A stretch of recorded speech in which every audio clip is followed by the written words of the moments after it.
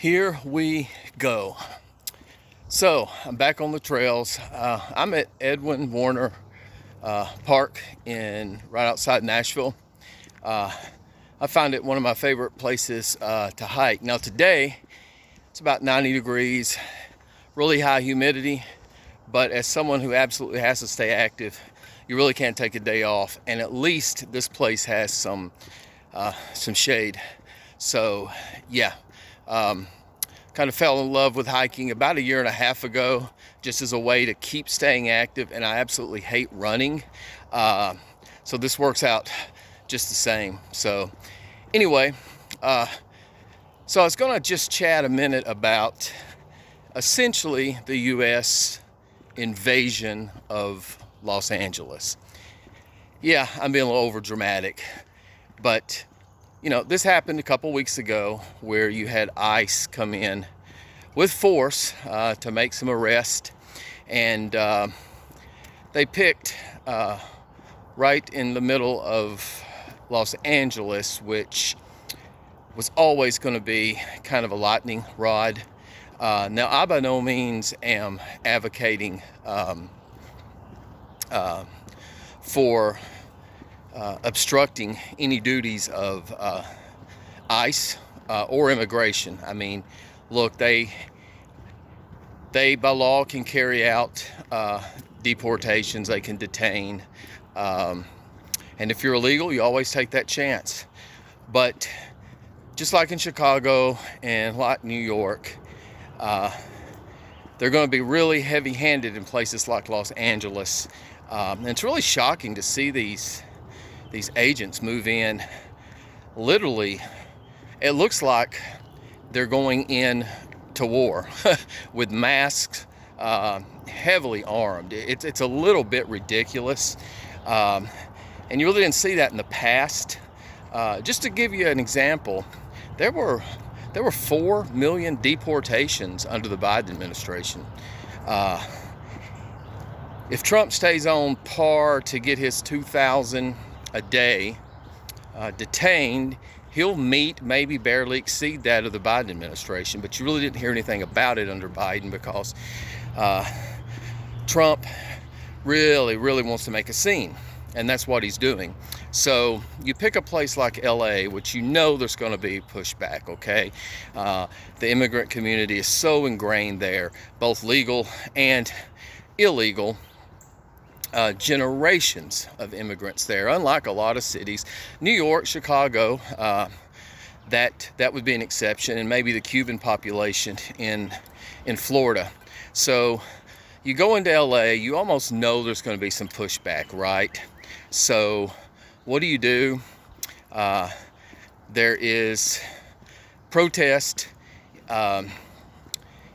really subject to about 8 blocks in downtown Los Angeles. If you listen to the administration or even the news, you would have thought LA was rioting.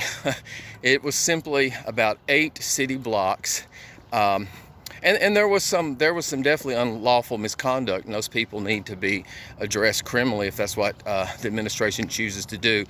But what they then do is they use that. They knew it was going to happen. They wanted it to happen.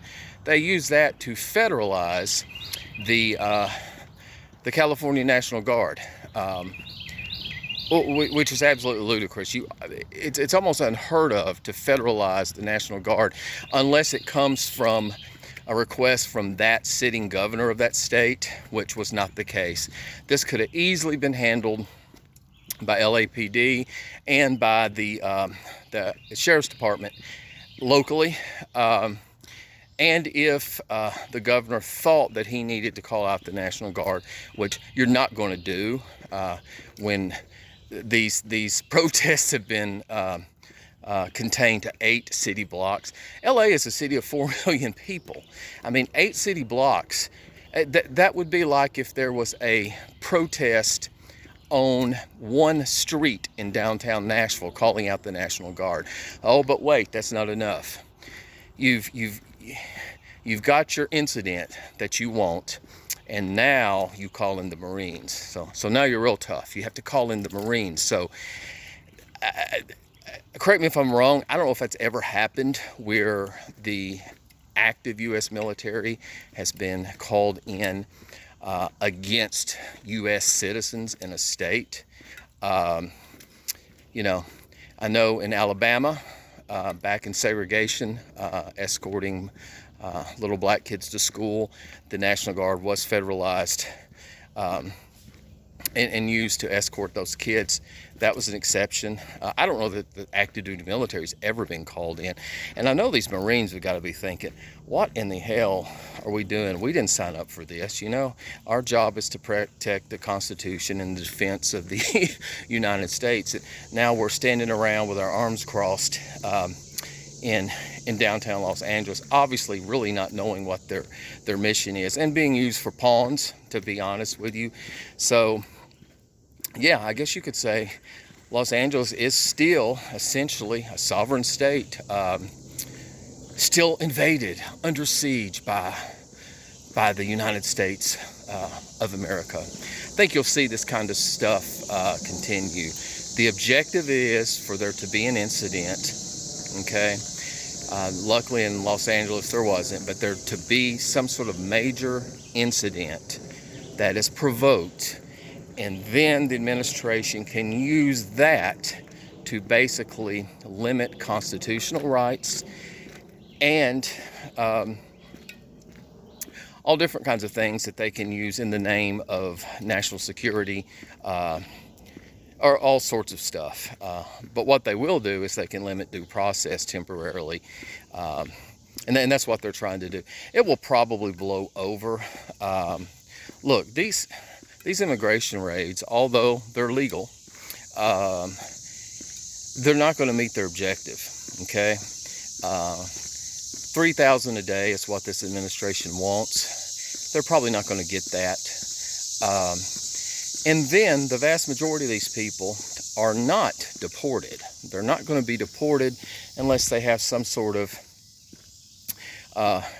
active removal order that's already been signed off by a judge.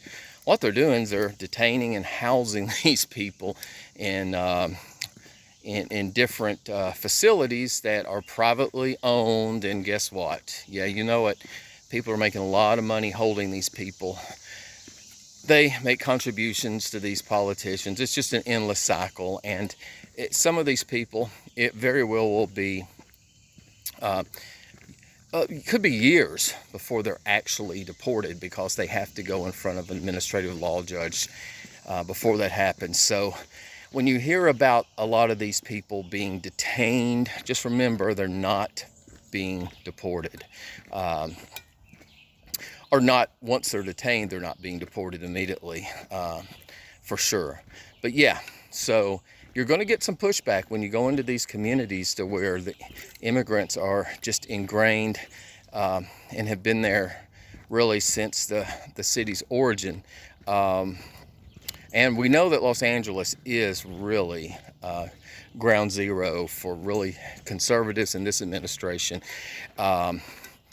That is just their idea of what they do not want America to look like.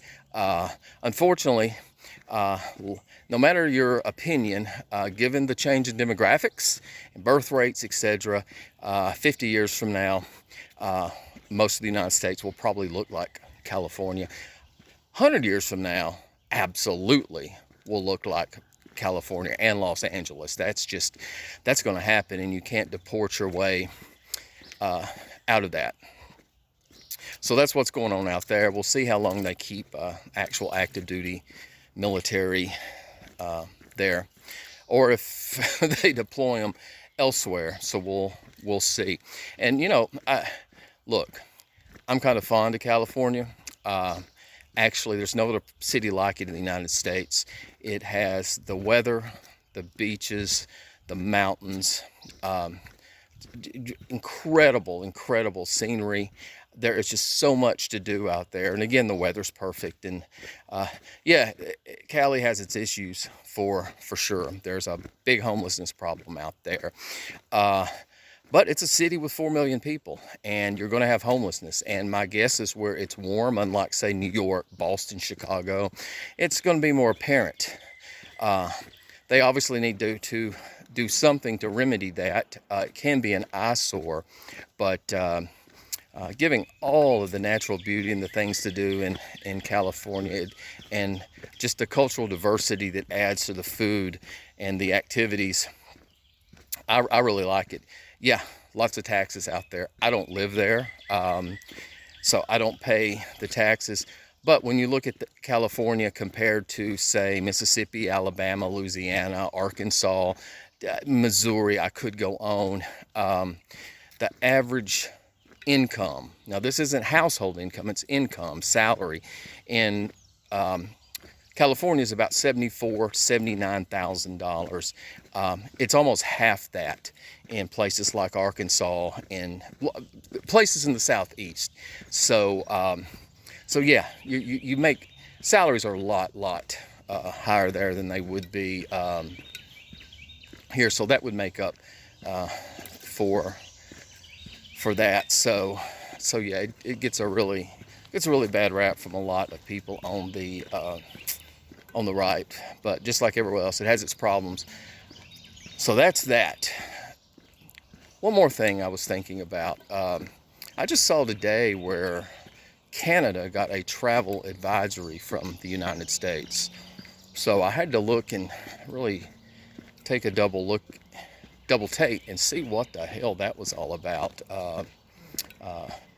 There's about probably 40, I think, countries that have different travel alerts from the State Department. So Canada has one. It was low level, but it has one, which is absurd. I always tell friends of mine, because I love to travel, and I'm a bit of a venture travel now. I'm not, not traveled as much as a lot of people that you see on YouTube or people that you might know, but I've been to right at 20 different countries, and I can tell you that these travel advisories are absolute nonsense. So to see Canada on there, and I'll be honest with you, if any country needs a travel advisory, it's probably the US. A lot of our major cities, the crime rate is ridiculously high, and I'll be honest with you, you're more apt to be a victim of a violent crime probably in the US as you are most of these other countries. And I will say this for sure, you are much more likely to be a victim of assault with a firearm or shot here than you are probably almost anywhere else. And you can almost include war-torn countries in that. You really can. It's very rare that people randomly walk into places and just shoot places up. That is an American phenomenon for the most part.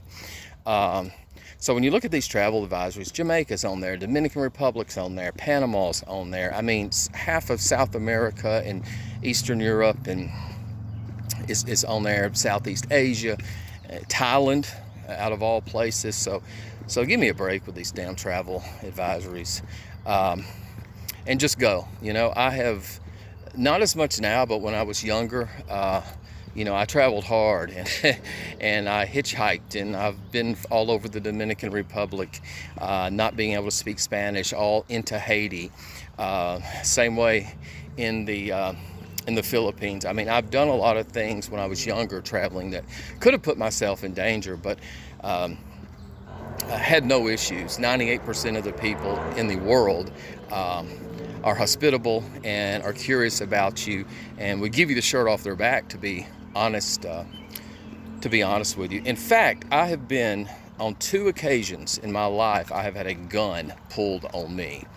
Once was in Trenton, New Jersey. The other is in right here in good old Nashville, Tennessee. Now, nothing happened as a result of that, but I always use that as an example. Jamaica. I hear a lot about that being a dangerous place. It absolutely is not. I've been from Negril to Kingston to Ochi to Mobay. Know tons of locals there, but you would think that if you get off a resort that it's dangerous. It's just not true. In fact, I would say you could not get me on a resort. My rule of thumb is if you vacation on a resort in another country, you should have just stayed at home. maybe just went to Miami and listened to some Bob Marley. But yeah, these travel advisories are ridiculous. Go, guys, if you're young especially, go travel hard, get off the beaten path, go alone. You don't have to wait on your friends to go.